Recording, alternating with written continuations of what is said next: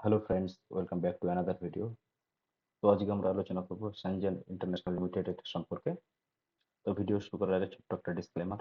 Friends, আমি কোনো সেবি registered adviser নই।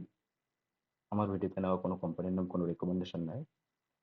কোনো ইনভেস্টমেন্ট ডিসিশন নেওয়ার আগে আপনার ফাইন্যান্সিয়াল অ্যাডভাইজারের সঙ্গে অবশ্যই কথা বলে নেবেন। তো চলো ভিডিও শুরু করা যাক। তো প্রথমে আমরা এর সম্পর্কে একটু ডিটেলস জানি। এটি ইন্ডিয়ার প্রথম কন্ট্রাক্ট রিসার্চ অর্গানাইজেশন ছিল বা সিআরও ছিল, এবং পরে এটি ইন্টিগ্রেটেড সার্ভিস প্রোভাইডার হয়ে যায়, যেখানে এটি সম্পূর্ণ end to end drug discovery, development এবং ম্যানুফ্যাকচারিং সার্ভিস প্রোভাইড করে।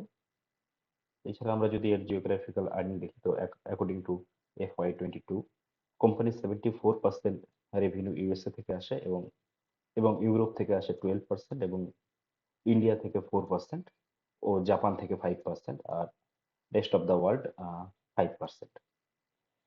এরপর যদি আমরা এর শেয়ার হোল্ডিং প্যাটার্ন দেখি, তো তো লাস্ট 12 কোয়ার্টারের মধ্যে জুন 22 বাদ দিলে প্রত্যেক কোয়ার্টারেই পাবলিক বা রিটেল ইনভেস্টরের হোল্ডিং কন্টিনিউয়াসলি কম হয়েই চলছে। পাবলিক হোল্ডিং সেপ্টেম্বর 22-তে ছিল 11.11%, এবং কন্টিনিউয়াসলি কমতে কমতে সেটা মার্চ 25-এ 5.99% হয়ে দাঁড়ায়। মেইনলি যদি আমরা দেখি এই শেয়ার যাচ্ছে কার কাছে, তো এই শেয়ার মেইনলি যাচ্ছে FIAS এর কাছে ও DIAS এর কাছে। আর আমরা যদি এর প্রোমোটার হোল্ডিং দেখি, তো জুন 22 থেকে মার্চ 23-র মধ্যে প্রোমোটার তাদের নিজেদের হোল্ডিং 70.29 থেকে কাট করে 54.88% করে। আর যায় এই সম্পূর্ণটাই পাবলিকের কাছে যায় না, যায় FIAS ও DIAS এর কাছে। আর আমরা যদি ডিসেম্বর 24 দেখি, তো প্রোমোটার তাদের নিজেদের হোল্ডিং 54.72 থেকে কাট করে 52.74% করে, আর এটিও যায় FIAS ও DIAS এর কাছে। বেসিক্যালি যদি দেখি আমরা, তো প্রোমোটার বা পাবলিক যেই বিক্রি করছে, কিনছে FIAS বা DIAS। আর পাবলিকের হোল্ডিং কাট করে কোনো ইনস্টিটিউশনাল ইনভেস্টরের কাছে যাওয়াটাকে গুড সাইন ধরা হয়, কারণ তাদের কাছে ইনফরমেশন সোর্স অনেক বেশি থাকে এবং অফিস ভর্তি অ্যানালিস্ট থাকে। তাই আমার আপনার মতো যে কোনো ইন্ডিভিজুয়ালের থেকে তাদের রিসার্চ অনেক বেশি স্ট্রং হয়।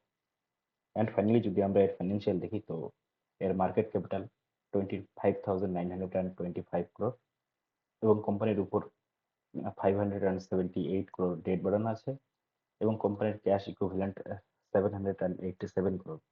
মানে কোম্পানিকে এফেক্টিভলি ডেট ফ্রি বলা যায়। যদি আমরা এর PE রেশিও দেখি, তো এর কারেন্ট PE 54.8, এবং এর 5 ইয়ার্স অ্যাভারেজ মিডিয়াম PE 59। মানে কোম্পানি এভারেজ PE থেকে নিচে ট্রেড করছে। অ্যান্ড যদি আমরা এর লাস্ট 3 ইয়ার্স এর অ্যাভারেজ সেলস গ্রোথ দেখি, তো 3 ইয়ার্স এর অ্যাভারেজ সেলস গ্রোথ 12%, এবং লাস্ট 3 ইয়ার্স এর অ্যাভারেজ প্রফিট গ্রোথ যদি আমরা দেখি, তো 4%। And thank you for watching the video. I hope আজকের ভিডিও ভালো লাগছে। ভিডিও ভালো লাগলে লাইক ও কমেন্ট করুন, এবং